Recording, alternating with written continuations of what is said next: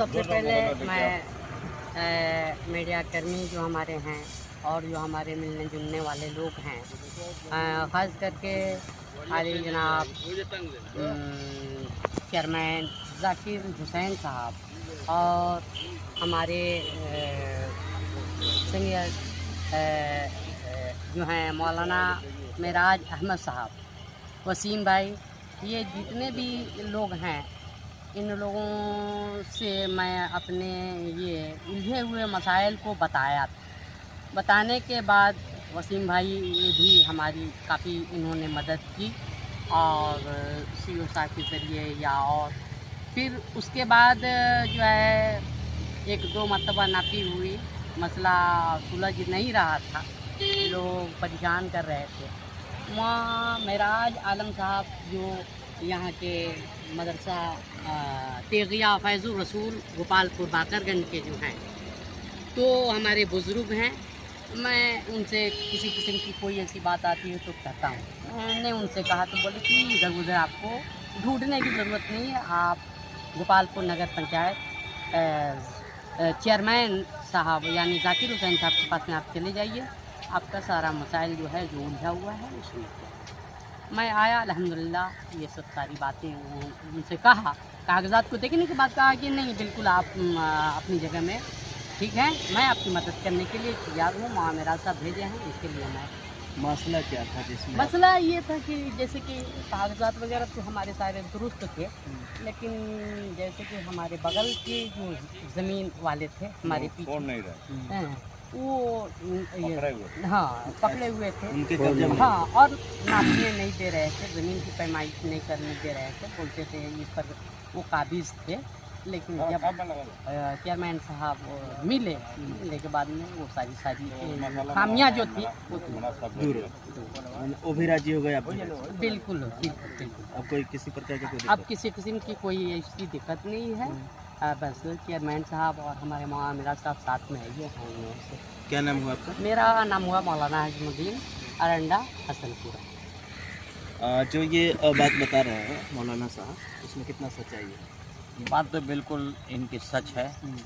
बहुत परेशान थे, हमारे यहाँ गए तो इन्होंने कहा कि हज़रत ऐसी सी बात है। वसीम बाबू का भी इन्होंने हवाला दिया, कहा कि कई मरतबा नापी हुई, लेकिन ये बगल वाले जो हैं लोग तो चाहते नहीं हैं कि हमारा हिस्सा निकल जाए।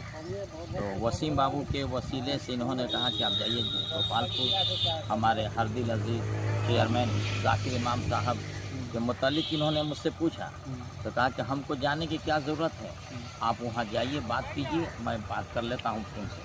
अल्हम्दुलिल्लाह ये गए, मैंने ज़ाकिर इमाम साहब से कहा, क्योंकि ये सब समाज सेवक लोग हैं, जहाँ देखते हैं कुछ अड़चन होती है तो जानो दिल लगा करके उसको हल करने की कोशिश करते हैं कि आपसी भाईचारगी बनी रहे, इख्तलाफ ना हो, और इसमें यह हद तक कामयाब है।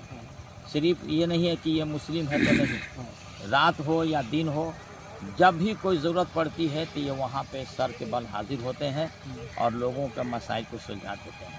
अल्हम्दुलिल्लाह ये गए तो इन्होंने कहा कि आप चलिए कागजात लेकर के, हम अमीन बुलाते हैं, नापी जोखी कराई जाएगी और जो हक होगा आपका आपको मिलेगा, जो दूसरे का हक होगा उनको दे दिया जाएगा। अल्हम्दुलिल्लाह इनमें बहुत अच्छा कामयाबी मिली और उसी कामयाबी का नतीजा है कि आज यहाँ पे बुनियाद रखा जा रहा है।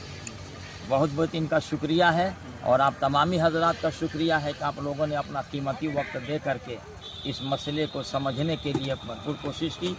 हमारी तरफ से आप तमाम लोगों को मुबारकबाद है। क्या नाम हुआ आपका? मेरा नाम मेराज अहमद है ना। चेयरमैन साहब, जैसे बोला जा रहा है कि आपके माध्यम से ये मसले को सॉल्व किया गया है और ऐसा भी बताया जा रहा है कि चेयरमैन साहब द्वारा इस मसले को सॉल्व किया गया है, क्या कुछ कहेंगे आप? सबसे पहले आपके चैनल में स्वागत है हमारे नगर सौली पंचायत में, और मैं नगर पंचायत इमाम ज़ाकिर चेयरमैन।